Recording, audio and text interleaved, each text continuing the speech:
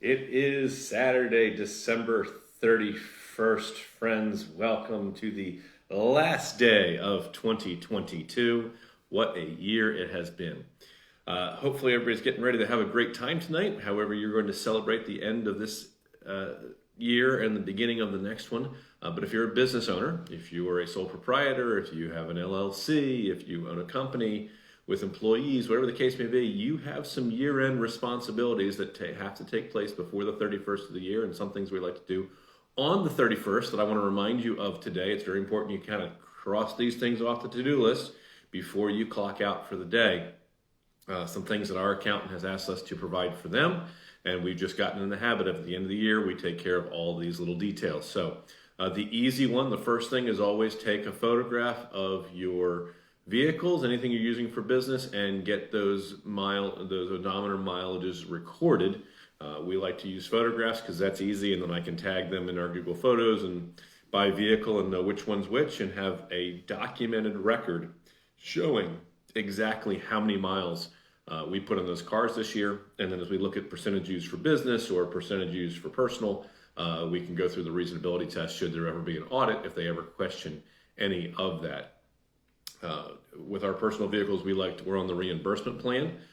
So we're using the national mileage rate, and any miles that are actually used for business get reimbursed at the mileage rate. The other way that you can do it is that you can do actual expenses for the car and take the percentage that are used for business. But you kind of have to establish that for each vehicle when you put that vehicle into service for your business. And once you've established that, I don't believe you're able to switch, and talk to your tax accountant about that. But get those photographs of your odometer readings. And even if you don't have a business, this is just good vehicle maintenance. Keep an eye on where the cars are at. Make your list of PMs, periodic maintenance stuff. Have that conversation with your mechanic to make sure that you're doing those things that need to be done on the annual basis. It's just good practice. That way you have a record of how many miles you're putting on your cars each year. And then if you ever go to look at, I don't like car leases, but if you're going to lease a car and you need to know how many miles you put on a vehicle each year, you'll have a record to be able to know what your calendar year usage is. Now, your mechanic may have records from when you get your service, or if you're in Pennsylvania, the annual safety inspection that they require. I'll give you my opinion on that process at a different time. But whether you're a business owner or not, take a picture of your odometer reading. That's huge. Okay, number two, go through your mileage that you use for business and do that expense report and submit it to your company or to your business and reimburse yourself out of those business accounts. If you're running a business, you should have separate accounts for personal money versus business money. And you need to pay yourself. If you're doing a mileage reimbursement program for your vehicles, you need to get that money out of the business accounts today and into your personal. At the very least, write a check. If you can do an electronic transfer, that works. I like to get that money out of the account so it's not showing. And the reason I do that is for the next step. The next step is take screenshots of the account balances of all of your accounts at year end, whether that's on the 31st or on the 1st, but have some sort of contemporaneous record of exactly what your credit card statements, your bank statements, what everything showed online at the end of the year, at the end of the calendar year. And I used to think, well, whatever QuickBooks says should be good enough. My accountant said no, they want to know precisely what those cards and companies said at year end. So go through, get some screenshots, throw them in a Word document, Microsoft Publisher, whatever you do, use your smartphone, push the three buttons all at the same time to contort your fingers to get the screenshot that you need. But have screenshots of your account balances at year end, so you have, again, a record of where things were at. And that gives you a moment in time that if, heaven forbid, anything really wonky, weird happens, somebody ripped you off, somebody stole money out of your account, you have a permanent record. You have something that you control, not that the banks and the credit card companies can control, could manipulate, could change, those PDFs that are downloadable, if you don't download them, then you don't have your copies of them.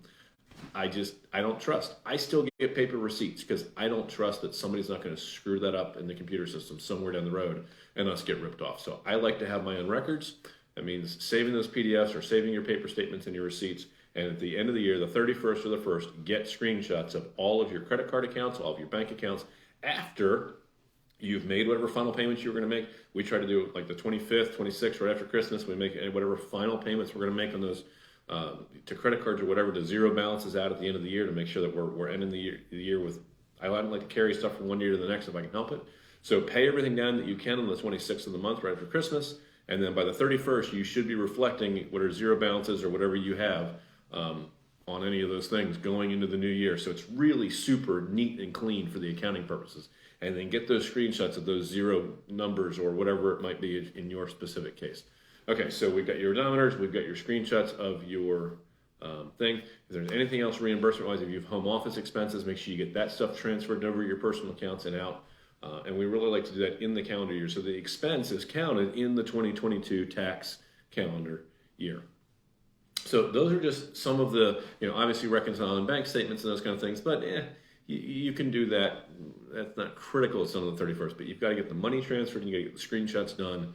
And I really like to have a photograph of the odometer reading. So that's my business tip for you for today. It is the 31st of the year. It is of December. It is the end of the year, the start of the next calendar year. And so you want to make sure that you have a good, screenshot, benchmark, snapshot in time of where your business is at that you can reference and the accountants can use, and then go have a great time tonight. So this is Drew in beautiful Cochranville, Pennsylvania, here at the office, saying dream big, dream bigger, get out there and make life more epic because you are living a life of contribution. We'll catch you guys on the next video. Have a great day. Bye for now.